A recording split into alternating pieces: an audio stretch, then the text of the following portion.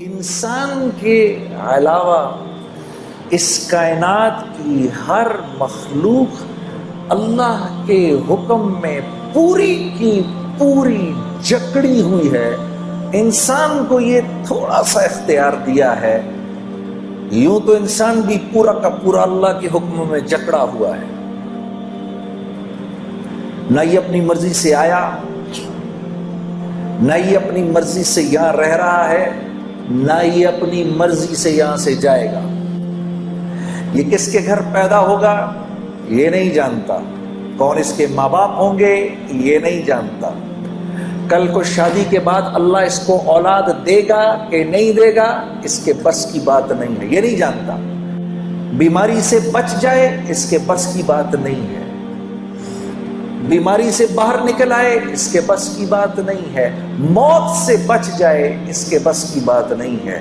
تو یوں تو یہ بھی بالکل اللہ کے حکم میں جکڑا ہوا ہے، بس تھوڑا سا اللہ نے اس کو یہ اختیار دیا ہے کیونکہ اس کے ساتھ اللہ نے جنت اور جہنم کا معاملہ رکھنا ہے. اس کے ساتھ اللہ نے جنت اور جہنم کا معاملہ رکھنا ہے. یہی وہ اختیار ہے میرے عزیز دوستو جس کی بنیاد پر اللہ نے انسان کو باقی تمام مخلوق سے اشرف بنایا ہے، اور یہ اشرف المخلوقات کہلاتا ہے. صرف ایک یہ وجہ ہے، ورنہ تو دیکھو کتنا کمزور ہے. اپنی پیدائش کے وقت اس کو تو ہوش ہی نہیں ہوتا. اس کے برعکس مچھلی کا بچہ انڈے سے نکلتا ہے فوراً تیرنا شروع کر دیتا ہے. مرغی کا بچہ انڈے سے نکلتا ہے چلنا شروع کر دیتا ہے. بکری کا بچہ تھوڑی دیر میں کھڑا ہو جاتا ہے. یہ تو 6 سال تک ہوش پہ نہیں آتا. جسم کا ایک ہلکا سا درجہ حرارت بڑھ جائے تو بیمار پڑ جاتا ہے، ذرا سا کم ہو جائے تو بیمار پڑ جاتا ہے، تھوڑی سردی زیادہ ہو جائے تو بیمار پڑ جاتا ہے، تھوڑی گرمی زیادہ ہو جائے تو تکلیف میں آ جاتا ہے. یہ تو بہت کمزور ہے. لیکن اللہ نے یہ جو اس کو اختیار دیا ہے یہ اس کے باقی تمام اللہ کی مخلوق پر اس کو منفرد کرتی ہے. پھر اللہ نے فرمایا فَأَلْهَمَهَا فُجُورَهَا وَتَقْوَاهَا. میرے بندے اس بات کو ذہن میں رکھنا کہ تیرے اوپر ہم نے اس بات کو الہام کیا ہے کہ تو صحیح اور غلط کے فرق کو سمجھتا ہے. یہ نہیں کہہ سکتے ہم اللہ کو ہمیں پتہ نہیں. کچھ چیزیں ایسی ہیں جو انسان جانتا ہے. جھوٹ ہر معاشرے میں برا سمجھا جاتا ہے، وہ مسلمانوں کا معاشرہ ہو یا غیر مسلموں کا معاشرہ ہو. جھوٹ ہر جگہ برا سمجھا جاتا ہے. بےایمانی ہر جگہ بری سمجھی جاتی ہے. خیانت ہر جگہ بری سمجھی جاتی ہے. ظلم ہر جگہ برا سمجھا جاتا ہے. قتل و غارت ہر جگہ برا سمجھا جاتا ہے. بالکل اسی طریقے سے ہر معاشرے میں سچ پسند کیا جاتا ہے. امانت داری کا مول ہے ہر معاشرے کے اندر. امن و امان ہر معاشرے کی چاہت اور پسند ہے. رحم دلی ہر معاشرے میں پسند کی جاتی ہے. تو اللہ فرما رہے ہیں فَأَلْهَمَهَا فُجُورَهَا وَتَقْوَاهَا. تجھے اتنا علم ہم نے دیا ہے، کل ہمیں نہیں کہنا، الہام کیا ہے. اور یہ کرنے سے پہلے اللہ نے 7 قسمیں کھائی ہیں میرے دوستوں. اللہ کو تو قسم کھانے کی ضرورت نہیں ہے، لیکن کیونکہ اللہ اپنے بندے کی فطرت کو پہچانتے ہیں قسم کھائی ہے. 7 قسمیں کھائی ہیں. زمانے کی اور وقت کی قسم کھائی ہے کیونکہ اللہ جانتے ہیں میرا بندہ وقت کی اس کے ہاں قیمت ہے. ہم نہیں کہتے میرے پاس وقت نہیں ہے، تو اللہ جانتے ہیں کہ وقت کی اس کے ہاں قیمت ہے. تو قسم کھائے وَالشَّمْسِ وَضُحَاهَا وَالْقَمَرِ إِذَا تَلَاهَا وَالنَّهَارِ إِذَا جَلَّاهَا وَاللَّيْلِ إِذَا يَغْشَاهَا وَالسَّمَاءِ وَمَا بَنَاهَا وَالْأَرْضِ وَمَا طَحَاهَا. 6 قسمیں تو وقت کی کھائیں کہ مجھے سورج کے نکلنے کی قسم، اور پھر چاند کی تمازت کی قسم، اور پھر دن کے اجالے کی قسم، اور پھر رات کے چھا جانے کی قسم، اور پھر اس رب کی قسم عجیب کہ جس نے آسمان کو بنایا اور تخلیق کیا، اور کیا ہی بات ہے اس رب کی، اس کی قسم کہ جس نے زمین کو بچھایا، اور پھر ساتویں قسم آپ کی کھائی اور کہا میرے بندے مجھے تیری جان کی قسم، اور اس رب کی قسم جس نے یہ خوبصورت انسان بنایا ہے، فَأَلْهَمَهَا فُجُورَهَا وَتَقْوَاهَا۔ جو اختیار تجھے دیا ہے وہ کسی کو نہیں دیا۔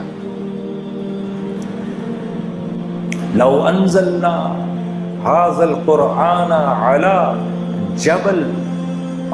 جبل لرأيته خاشعا متصدعا من خشية الله۔ جب ہم نے اس قرآن کو پہاڑ پر اتارنے کی کوشش کی، کتنی مضبوط چیز ہے،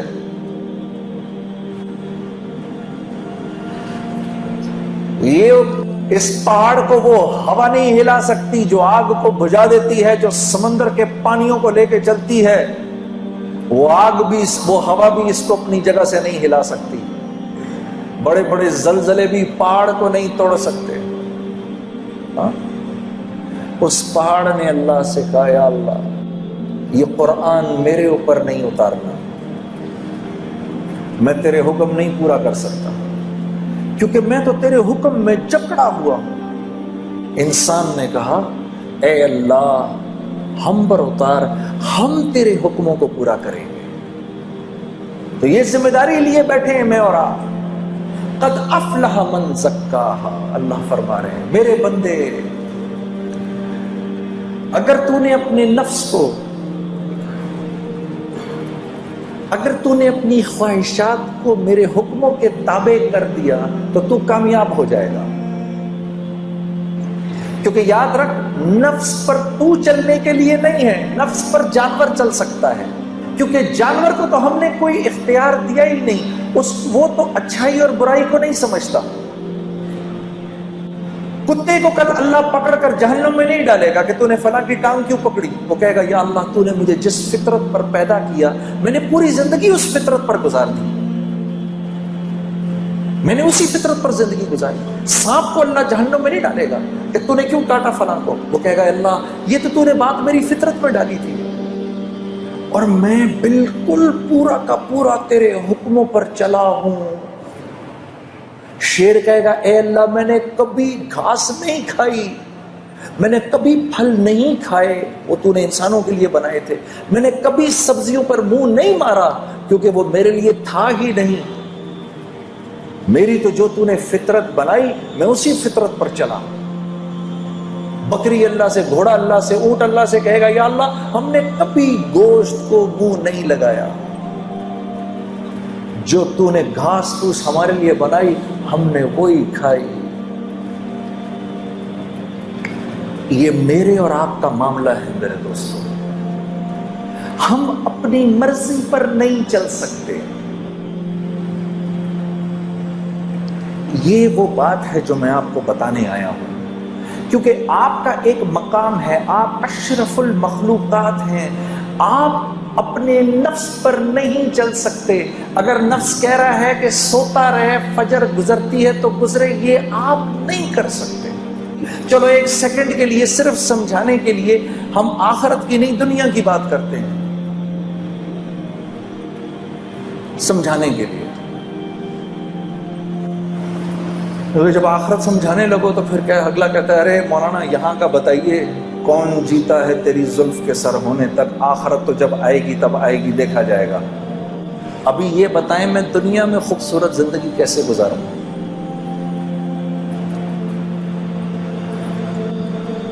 کل کراچی ایئرپورٹ پر جب میں یہاں آ رہا تھا تو ایک بھائی میرے پاس آ کے بیٹھ گئے، ہم مسجد میں نماز پڑھنے لگے تھے تو وہ میرے پاس بیٹھ گئے، مجھے کہنے لگے مجھے بتائیں میں دنیا میں ایک خوبصورت زندگی کیسے گزار سکتا ہوں؟ میں نے کہا میں اگر آپ کو یوں بتاؤں اور اگر آپ میری بات پر عمل کر لیں تو آپ یقین کریے کہ اللہ رب العزت کی ذات، اس کی یہ منشا ہر وقت کی منشا ہوگی کہ آپ کی زندگی ایک خوبصورت زندگی بن جائے،